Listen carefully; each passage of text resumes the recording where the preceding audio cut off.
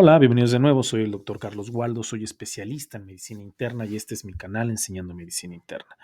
El día de hoy toca subir un video tipo informativo. Son este tipo de cápsulas informativas que trato de subir en mi canal de manera periódica, ya que hablo sobre ciertos temas médicos, pero que están dirigidos más que nada al personal que no es médico. Dentro de mi canal tengo muchos otros videos que están dirigidos a médicos o estudiantes de medicina o que se encuentran en formación que pues, son un poco más complejos, un poco más para el ámbito médico, pero este tipo de videos Infosalud que siempre van a encontrar en el lado derecho superior, izquierdo o derecho, esta palabra que dice Infosalud, son que son más que nada para pacientes porque trato de abordar los temas sin tantos términos médicos, simplificándolo un poquito más y más que nada dirigidos a los pacientes que tienen este tipo de problemas, tratar de proporcionarles información lo más completa que sea posible a un entendimiento mucho más sencillo, digámoslo así. Y el día de hoy quisiera hablarles sobre un tema que es muy común en la consulta, es una causa muy común de que los pacientes acuden a consulta, sobre todo para los médicos que nos encontramos en ocasiones en primer nivel, los médicos general, los médicos familiares, los médicos internistas. Una de las principales molestias es el dolor de la ciática. Dolor generalmente en la espalda baja, que pueden ser por diversas causas, pero el dolor de la ciática puede ser una de las principales problemas por el que el paciente acude al médico. Entonces, me gustaría abordar un poco más acerca del tema ciática, por qué duele este problema. Ahorita les voy a hablar un poco sobre el contexto anatómico, porque sí es importante más o menos saber dónde se encuentra la ciática, qué es la ciática, cómo es que se forma la ciática, qué parte recorre la ciática y cuáles son las causas que pueden generar dolor por alteración de este nervio, que es uno de los nervios más principales en nuestro organismo. Entonces, a manera de definición, ¿qué es la ciática? Es un trastorno, es un conjunto de síntomas y molestias que se desarrollan en el recorrido del nervio ciático. Ahorita, como ya les comenté, vamos a ver un poco de anatomía para poder conocer cuál es el recorrido que lleva a cabo este nervio y por qué genera las molestias que genera. Entonces, generalmente puede llegar a ser un problema que se genera en la parte baja de la espalda o la pelvis, pero me gustaría empezar con el contexto anatómico para que más o menos estemos situados en dónde se encuentra, qué es lo que genera y por qué va a estar alterado, dañado y generar todas las molestias que genera. Esas explicaciones acerca de la columna vertebral ya tengo algunas de ellas o ya había hablado de ellas en algunos otros videos, pero para si no conocen mis otros videos y a manera de contexto, me gustaría hablarles un poco de la columna vertebral. La columna vertebral, que también en algunas partes de internet o si ustedes buscan información la pueden encontrar como espina dorsal o raquis, pues es prácticamente lo mismo. Y es una estructura ósea, es una estructura formada por huesos y esta estructura está formada por algo que nosotros llamamos vértebras o cuerpos vertebrales que van a estar unidas para formar esta columna de huesos. Obviamente van a tener su funcionalidad, que ahorita más adelante voy a comentarles cuál es la función de estas vértebras y por qué tenemos la columna vertebral, pero dentro de las funciones que tiene esta columna vertebral, pues es que es parte del esqueleto axial. ¿Cuál es el esqueleto axial? Se refiere a la parte central de nuestro cuerpo. El cráneo y la columna vertebral es parte del esqueleto axial, que es lo que nos provoca, que nos ayuda a tener, que nos ayuda a caminar, que nos ayuda a mantener la postura, que nos ayuda a diversas causas. Entonces está formada por huesos y estos columna entonces está formada por cuerpos vertebrales que unidos por medio de articulaciones, de cartílagos, van a mantenerse pues unidas. Esta columna vertebral va a tener diferentes curvaturas como pueden ver en el video que se pueden encontrar dentro, eso es algo normal, dentro de la columna vamos a tener estas curvaturas y dentro de la columna vertebral vamos a tener la médula espinal, que es como el cable central que tenemos en nuestro organismo. Nosotros tenemos el cerebro, que podemos decir que es la computadora central, y de la computadora central va a salir un cable grande, más grueso y el más importante que nos va a ayudar a agarrar toda la información que viene de los órganos, de la piel y demás, y también a que una vez que se analizan estas sensaciones y estos movimientos y demás, lanzar otra vez la señal a través de este cable grande y grueso que se llama médula espinal. Como pueden ver en la diapositiva, pues tenemos diferentes tipos de vértebras dependiendo del nivel en que nos encontremos. Esta columna vertebral va a ir desde la base del cráneo hasta el coxis. Las partes superior van a ser las vértebras cervicales, que vamos a encontrar 8 vértebras cervicales. Posterior a esto, en la parte central vamos a encontrar las vértebras torácicas, que van a ser 12 en total. Y después de las vértebras torácicas vamos a encontrar las lumbares, que es en donde Propiamente dicho, vamos a encontrar el nervio ciático, tanto las lumbares como las sacras, que son las que están inmediatamente después y son la parte final de la columna, estas vértebras sacras y coxis finalmente. Esto es como se está eh, eh, armada la columna vertebral, podríamos decir, a través o por medio de 33 vértebras unidas por ligamentos, articulaciones, cartílago, etcétera, etcétera. Entonces, esta médula espinal que se encuentra dentro de los cuerpos vertebrales y que recorre toda la columna vertebral, desde el cerebro hasta el coxis, esta médula espinal va a recorrer la parte central de los cuerpos vertebrales. Pero para que salga la información y entre la información a la médula espinal, necesitamos ciertos nervios que se llaman nervios espinales. Estos nervios espinales van a salir de la columna vertebral o de la médula espinal entre los cuerpos vertebrales. Vamos a tener que los cuerpos vertebrales van a estar alineados y unidos, y entre estos cuerpos vertebrales van a salir los nervios espinales. Bueno, estos nervios espinales son bien importantes porque nos van a dar la movilidad y la sensación en todo nuestro cuerpo, así como muchas otras funciones que se van a llevar a cabo transmitiendo diferentes señalizaciones por los nervios espinales y la médula espinal. Pero esto es muy importante que ustedes lo comprendan, porque estos nervios espinales son los que van a generar al nervio ciático, que ahorita es lo que vamos a ver más adelante. Aquí, por ejemplo, es un video que me gusta mucho, sobre todo porque nos se presenta la columna vertebral como si fuera transparente y que pudiéramos ver qué hay adentro de ella. Y como ustedes pueden ver, pues está la médula espinal en todo el centro de la columna vertebral, y de la médula espinal salen estos nervios espinales que van a llevar la información o captar la información a través de todo nuestro cuerpo. El nervio ciático, pues es uno de los nervios más importantes que tenemos en nuestro cuerpo, así se define como uno de los más importantes, y tiene una doble funcionalidad que ahorita vamos a ver más adelante, pero sí me interesaría saber y comentarles cómo es que está formado el nervio ciático. El nervio ciático está formado por diversas raíces nerviosas, es decir, van a salir diferentes raíces nerviosas de la columna vertebral para formar al nervio ciático. Son 5 raíces nerviosas diferentes que van a formar este nervio. 2 raíces que vienen de la parte baja de la espalda, que es en la columna lumbar, entre L4 y L5, como pueden ver en la diapositiva, y 3 raíces nerviosas que comienzan en la parte inferior de la columna vertebral, que va a ser el sacro, el S1, en S2 y S3. Todas estas raíces nerviosas que salen desde L4, L5, S1, S2 y S3 se van a unir por fuera de la columna para formar lo que nosotros conocemos entonces como el nervio ciático. Entonces ustedes pueden ver que está formado por una gran cantidad de raíces nerviosas, abarca una muy buena parte de la espalda baja de nuestro cuerpo, de nuestra columna vertebral, y de ahí que pues pueda ser un problema bastante común, porque va a afectar porque va a abarcar una buena parte de las raíces nerviosas de la espalda baja para formar este nervio ciático. Obviamente tenemos un nervio ciático, las raíces nerviosas del lado derecho van a formar el nervio ciático del lado derecho, y las raíces nerviosas del lado izquierdo van a formar al nervio ciático del nervio izquierdo. Este nervio ciático entonces se caracteriza porque inerva principalmente la parte posterior de la pierna, como ya vimos que se forma de las diferentes raíces de la columna, y va a descender hacia la pierna atravesando un orificio que tenemos dentro de la pelvis, que se llama agujero ciático mayor, y de ahí va a bajar hacia la pierna, la parte posterior, la pantorrilla e incluso llegando hasta el pie, ¿no? Entonces, este es el viaje o este es el trayecto que sigue el nervio ciático. Es un nervio largo, es un nervio importante que va a viajar a través de la pelvis, hacia los glúteos, a la parte posterior de cada muslo, hasta la pierna y finalmente llegar hasta los pies. Entonces, empieza desde la parte baja de la espalda, que es en donde se origina, es en donde se forma por medio de 5 raíces nerviosas, va a pasar por la pelvis hacia la parte posterior de la pierna y va a descender, va a seguir una trayectoria hasta llegar hasta los pies.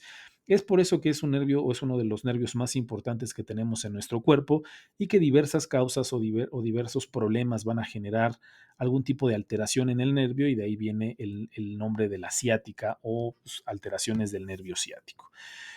Como ya les había comentado, la funcionalidad del nervio ciático tiene una función mixta, es decir, sirve para 2 cosas principalmente. Uno va a tener una función motora, es decir, que nos va a ayudar a mover los músculos de las piernas y de los pies, y va a tener una segunda función que es sensitiva o sensorial, es decir, nos va a ayudar a sentir o a tener las sensaciones que nosotros tenemos en las piernas. Todas estas sensaciones que tengamos, lo que lo va a captar va a ser el nervio ciático. Entonces tiene 2 funciones principales y que son muy importantes.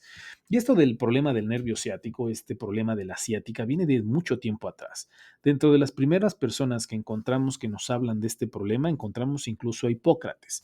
Hipócrates fue el primero en usar el término ciática, sobre todo derivado del griego isquios, que significa cadera o pelvis.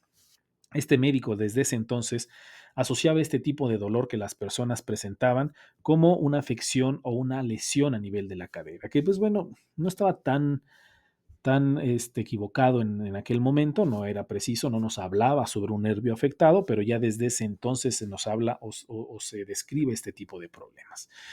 Y como les venía comentando, pues es un problema, la verdad es que es bastante común. Dentro de la consulta vamos a encontrar a muchos pacientes que acuden por este tipo de problema.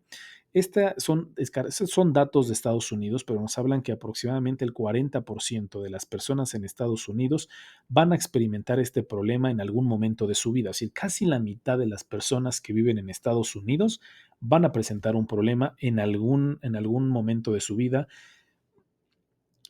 problema del nervio ciático. Es muy común que ocurra, sobre todo en aquellas personas mayores de 50 años. Es muy difícil que veamos este problema en personas jóvenes, es decir, en personas por debajo de 20 años. Será complicado encontrar un problema de este tipo, a menos de que pues, el paciente haya tenido algún tipo de lesión, accidente, trauma, golpe o algo por el estilo.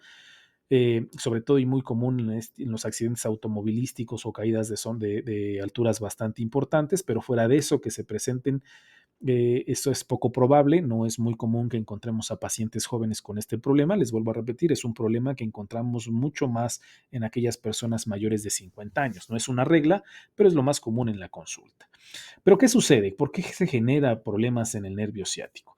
¿Por qué va a generarnos todas estas molestias? Pueden ser diversas causas, ahorita les voy a hablar de las más comunes, pero pueden ser varias causas. Pero el principal problema radica en que el nervio ciático se va a ver afectado porque se comprime, se irrita o se inflama. Es decir, va a haber una alteración específica en el trayecto del nervio ciático, ya sea desde su origen o durante su trayecto. Va a haber algún tipo de alteración que lo comprima, que lo irrite, y irritarme si me refiero a que alguna parte lo esté tocando o lo esté lesionando. A eso me refiero con irritación, o que lo inflame, que provoque que se esté inflamando este nervio, entonces va a generar todas estas molestias. Esas son algunas de las causas que pueden llegar a generar alteraciones en el nervio ciático. Uno de ellos y de los más importantes, y que sobre todo es un problema que se genera con la edad, son los espolones óseos, es decir, los osteofitos.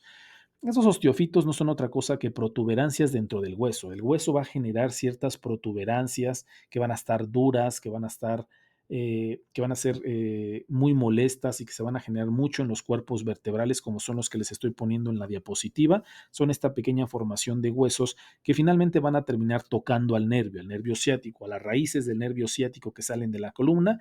Los van a tocar, los van a irritar, lo van a inflamar, y este puede ser una causa muy común de problema de dolor ciático. Estos osteofitos o estos espolones óseos por lo general se forman con el transcurso de la edad, con el tipo de actividad que hayamos realizado en el transcurso de nuestra vida. Estos osteofitos se van a estar generando, y no solamente los encontramos en las vértebras, los podemos encontrar en algunas otras partes del cuerpo, pero específicamente los que se generan en las vértebras, y sobre todo a nivel de donde salen los nervios o las raíces nerviosas que van a generar el nervio ciático, pueden llegar a provocar este tipo de molestias.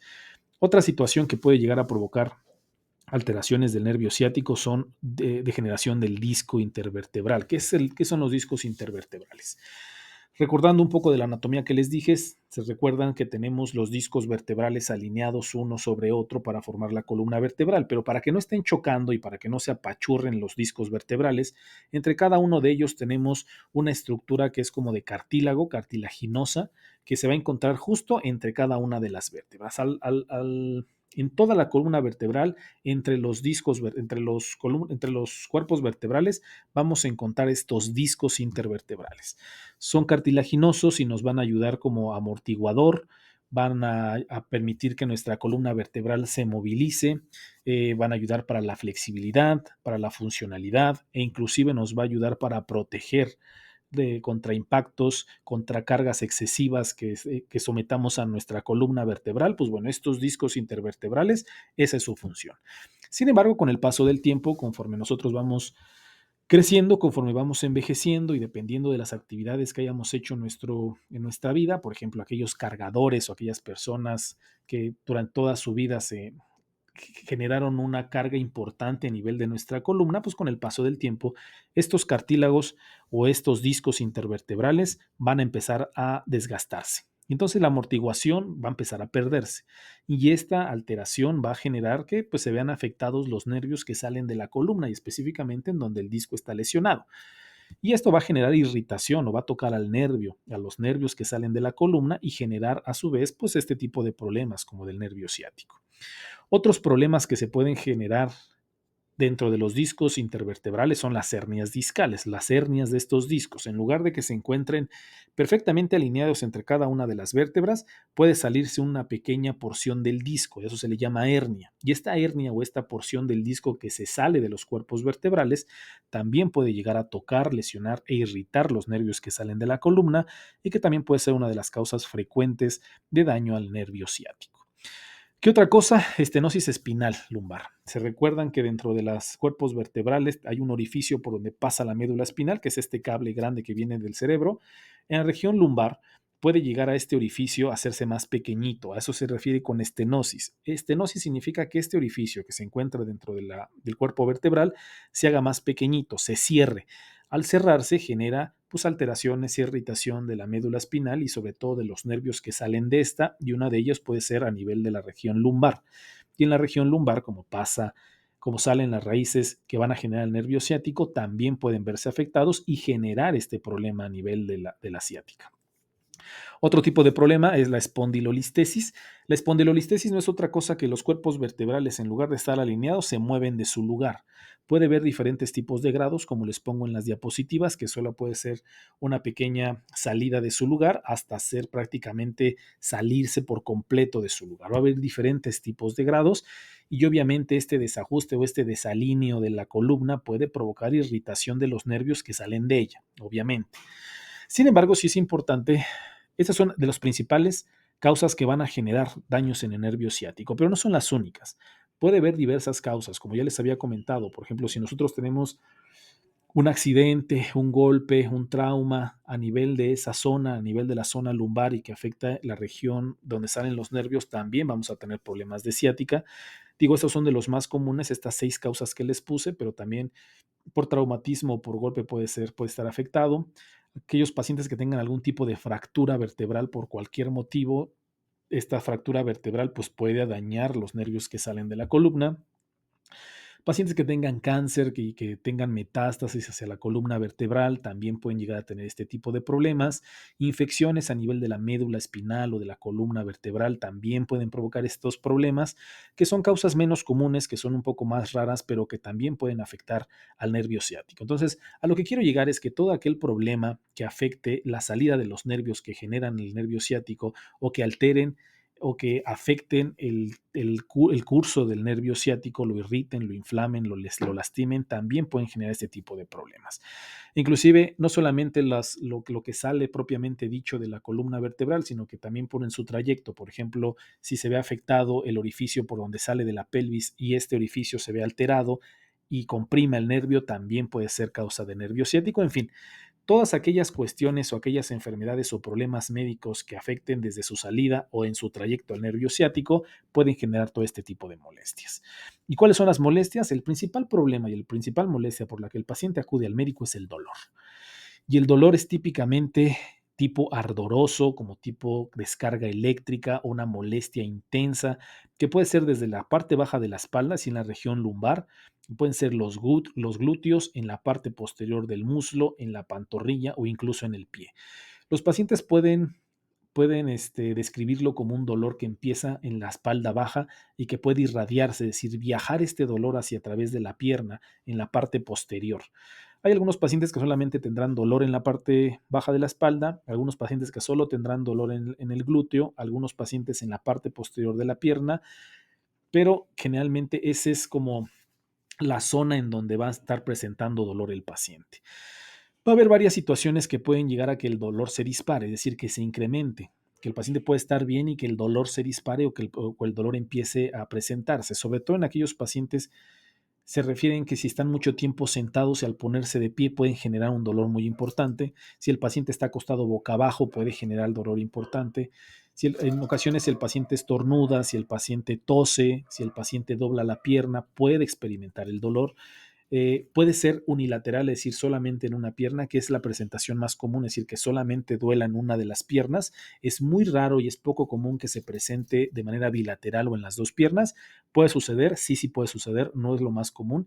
Lo más común es que se presente en una sola pierna y puede ser entonces en toda esta zona, desde la espalda baja, el glúteo, la parte posterior de la pierna, la pantorrilla, el pie. Y algunos pacientes que pueden presentar en todas las zonas, desde la espalda baja hasta el pie, ¿vale? Otra de las sensaciones o otro de los problemas que va a tener el paciente va a ser hormigueo, esta sensación como adormecimiento de las piernas o de la pierna, como cuando nosotros nos dormimos sobre una pierna o sobre el brazo y sentimos la pierna o el brazo dormido, va a ser una sensación muy similar, como de pequeños piquetes o como si estuvieran caminando algunas hormiguitas en la pierna o en la pierna sobre todo. Ese va a ser uno de los síntomas principales. Entumecimiento, que no sientan alguna parte o alguna zona de las que ya les comenté, el glúteo o la pierna o la espalda baja, puede ser una de los síntomas que el paciente presenta. Si el síntoma o si el problema es más grave, si el problema está más avanzado, uno de los problemas que nos puede llegar a preocupar como médicos es que el paciente tenga debilidad muscular y que no lo pueda movernos, no por el dolor, sino que tenga la incapacidad de movilizar el pie o que la movilidad se vea afectada. Esto ya es un problema serio, es un problema avanzado del nervio ciático. Pero de lo más avanzado y lo más preocupante para los médicos y que en ocasiones necesita una intervención quirúrgica urgente es cuando el paciente empieza a tener pérdida de los esfínteres, es decir, que se evacúe o que se orine de una manera, ¿cómo se llama? Espontánea, es decir, que de manera no intencionada el paciente se orine o se defeque. Este es un problema bastante grave, es un problema bastante severo. Esto nos refiere que el paciente ya tiene un problema avanzado a nivel de los nervios y que por lo general es una urgencia y que tiene que ser sometido en la mayoría de los casos a procedimientos quirúrgicos. Estos son entonces a grandes rasgos los síntomas que el paciente va a presentar. Son las causas por las que el paciente va a tener daño en el nervio ciático y ya hablamos un poco sobre la anatomía y demás. Ahora me gustaría hablarles sobre el diagnóstico. Los médicos, ¿cómo hacemos el diagnóstico? ¿Cómo sabemos que el paciente tiene una afección del nervio ciático? Pues obviamente con todos los síntomas que ya les comenté es una orientación bastante importante.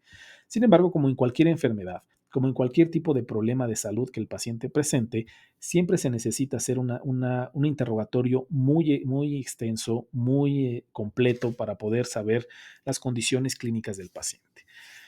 Tiene antecedentes de problemas en la columna el paciente, se ya ha tenido este tipo de problemas, el paciente es diabético, el paciente es hipertenso, ha tenido algún tipo de lesión, caída, golpe, accidente, tiene sobrepeso, tiene obesidad, a qué se dedicó en el transcurso de la vida, fue albañil, fue maestro, fue o sea, de estas personas que de la limpieza del hogar, pues obviamente este tipo de personas conllevan una carga en la columna vertebral y que es común que en algún momento de su vida presenten un problema a nivel de la columna y pues obviamente la exploración física, ¿no? Sobre todo porque un dolor en la espalda baja puede ser por diversas causas, no exclusivamente por un problema de la ciática, inclusive puede llegar a ser un problema muscular, puede llegar a ser un proceso infeccioso de las vías urinarias, pues una piedra de los riñones que generalmente se presenta región lumbar y que se va hacia la parte del abdomen, en fin, hacemos un interrogatorio exhaustivo para descartar otras causas de dolor en la espalda baja y dentro nuestra exploración física incluso podemos hacer caminar al paciente porque los pacientes que tienen alteraciones en el nervio ciático puede llegar a modificarse un poco su forma de caminar, no en todos los pacientes, pero nos puede ayudar dentro del diagnóstico. Y en la exploración física tenemos una prueba que nosotros llamamos prueba de la SEG, que es que al paciente que estando completamente acostado boca arriba, levantamos su pierna sin que el paciente ejerza ningún tipo de fuerza, levantamos de una manera pausada y lenta la pierna hasta arriba de los 35 grados y a pesar de que es una prueba que pareciera muy sencilla, posterior a los 35 grados el paciente va a experimentar un dolor muy importante en la espalda o en el glúteo, un piquete, una punzada muy importante y esto es debido a la compresión que estamos causando al nervio al levantar la pierna de esta manera. Entonces, les vuelvo a repetir, pareciera ser una prueba muy sencilla, pero su especificidad y sensibilidad, es decir, el que nos oriente a un problema a este nivel de la columna y que se esté comprimiendo el nervio es muy alta. Entonces, por lo general, si usted tiene este tipo de problema, el doctor muy generalmente o muy comúnmente va a hacer este tipo de prueba. Obviamente también vamos a ver las pruebas de flexibilidad, de fuerza, porque nos va a ayudar también a hacer el diagnóstico diferencial. Y una vez que nosotros tengamos una orientación de que, híjole, pues a lo mejor si el paciente tiene un problema a nivel lumbar, a nivel de una compresión del nervio, pues nos vamos a apoyar con los estudios de imagen, ¿no? Que pueden ser desde radiografías de columna, que son las menos específicas, hasta tomografías, resonancias magnéticas y algunos otros estudios que nos ayudan a determinar sobre todo a qué nivel exactamente se encuentra la compresión del nervio. Si nosotros tenemos alguna duda de que, híjole, pues a lo mejor no es una compresión a nivel de donde salen las raíces, sino que en alguna parte del recorrido del nervio, podemos llegar a solicitar velocidades de neuroconducción, electromiografía, en fin, algunos otros estudios que como médicos nos ayudan a comprender específicamente en dónde se encuentra la lesión a nivel del nervio para poder dar un tratamiento específico. Dentro del tratamiento, obviamente, tenemos tratamientos conservadores y tratamientos más invasivos, como son las cirugías. Las cirugías se dejan en última instancia en aquellos pacientes que tienen una alteración del nervio ciático muy avanzado o que si bien no responden al tratamiento conservador. Obviamente el tratamiento va a ir dirigido a que el paciente experimente menos dolor y a mejorar la movilidad del paciente, porque muchas veces el dolor puede incapacitar al paciente o deteriorar su vida por el hecho de que no pueda caminar, porque le genere dolor. Entonces la movilidad se ve muy reducida en este tipo de pacientes. Entonces el tratamiento va dirigido a mejorar sobre todo estas dos condiciones, a mejorar el dolor y a mejorar la movilidad. Dentro del tratamiento conservadores obviamente están los medicamentos recetados o los fármacos. Los más comúnmente empleados y que tienen una adecuada respuesta y que se encuentran dentro de las recomendaciones iniciales en estos pacientes son los analgésicos o los antiinflamatorios no esteroideos. Todos este tipo de medicamentos como naproxeno, diclofenaco, ibuprofeno, celecoxib, etericoxib, clonixinato, etcétera, etcétera, etcétera. Toda esta familia de antiinflamatorios no esteroideos los utilizamos de primera instancia para mejorar el dolor y mejorar las condiciones del paciente. Sin embargo, hay que tomar con mucho cuidado este tipo de medicamentos porque habrá cierta población de pacientes que no los pueden utilizar con tanta frecuencia ni durante periodos prolongados.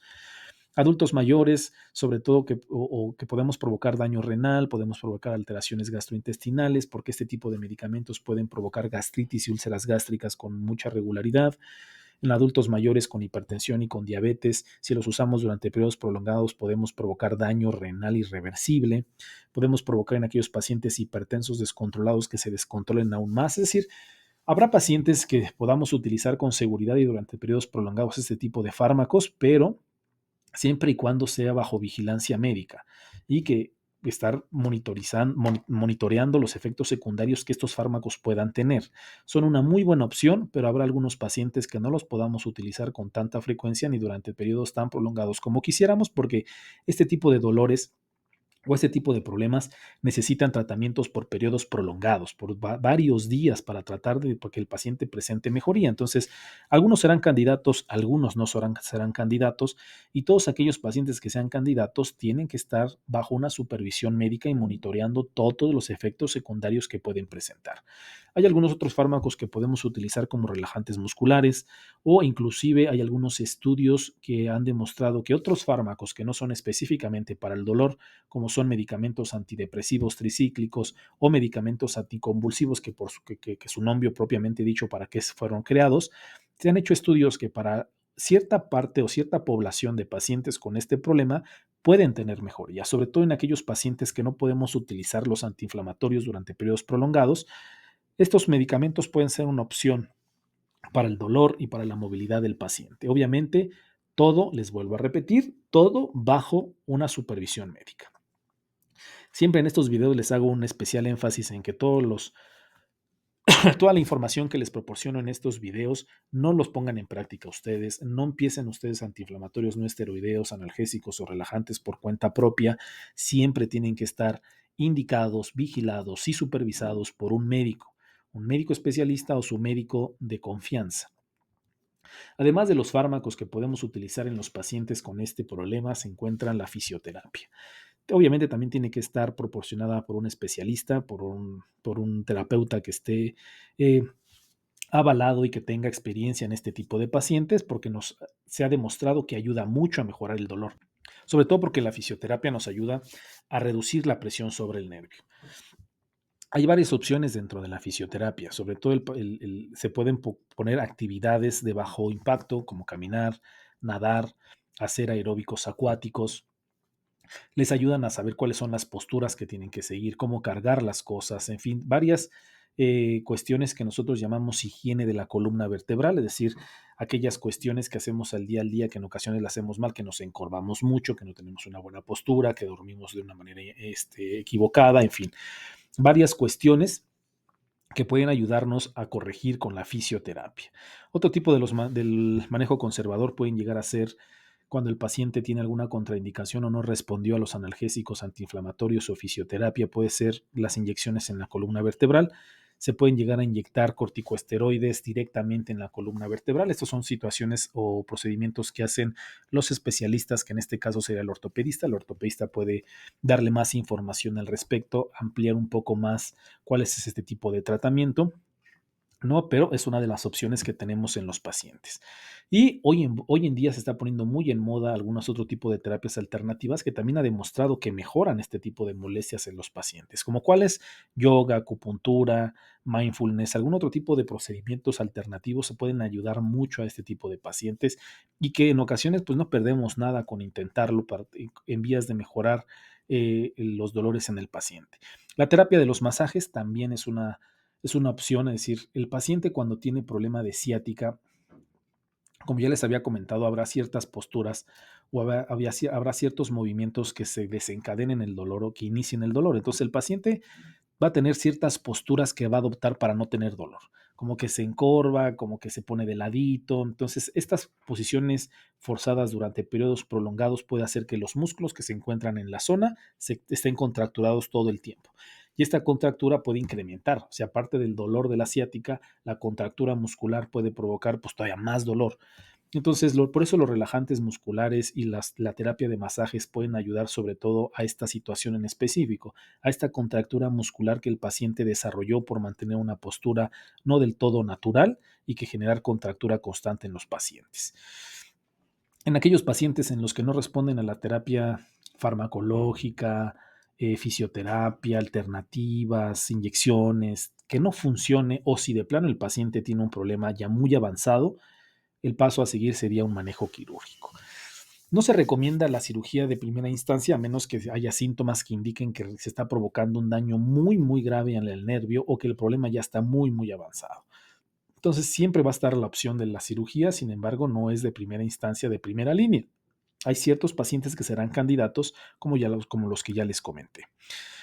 ¿Podemos llegar a prevenir este tipo de problema? Habrá algunas situaciones en las que pues, no se pueden prevenir, ¿no?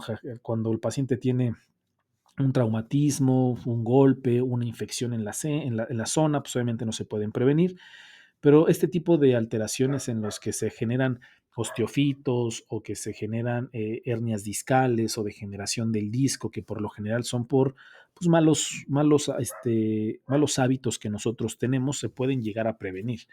Y por ejemplo, como ya les comentaba, pues tenía una adecuada postura.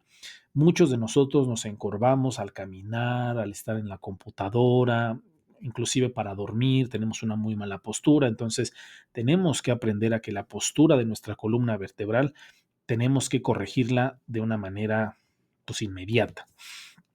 Obviamente, eh, que deje o que no inicie el tabaco, porque se ha encontrado que la nicotina, de cualquier forma, inclusive el vapeo, reduce el suministro de sangre a los huesos, lo que puede llegar a debilitar no solo los huesos de la columna, sino cualquier tipo de huesos en nuestro cuerpo.